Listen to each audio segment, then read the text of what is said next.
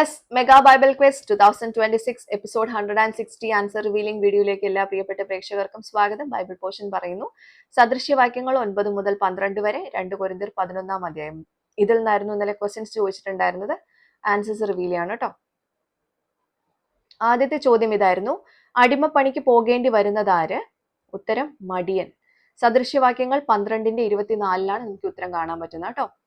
രണ്ടാമത്തെ ക്വസ്റ്റ്യൻ, മധുരവും രുചികരവുമാകുന്നു എന്തൊക്കെ എന്നുള്ളതായിരുന്നു ചോദ്യം. ഉത്തരം മോഷ്ടിച്ച വെള്ളം, ഒളിച്ചു തിന്നുന്ന അപ്പം.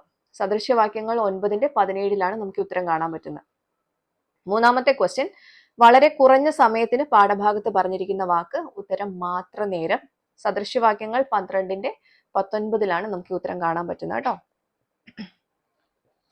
നാലാമത്തെ ക്വസ്റ്റ്യൻ, മോശ യഹോവയോട് തന്നെ കുറിച്ച് പറഞ്ഞൊരു വൈകല്യം പൗലോസ് പാഠഭാഗത്ത് ഉച്ചരിച്ചിട്ടുണ്ട്, എന്താണ്?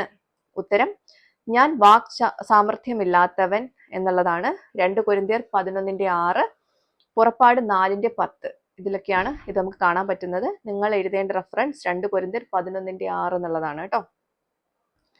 അഞ്ചാമത്തെ ക്വസ്റ്റ്യൻ, ഒരു വാക്യത്തിൽ ഒരു വാക്ക് 8 പ്രാവശ്യം ആവർത്തിച്ച് കാണുന്നു. ഈ വാക്കിനകത്തൊരു സംഖ്യയുണ്ട്, പദമേത്? ഇതായിരുന്നു ചോദ്യം.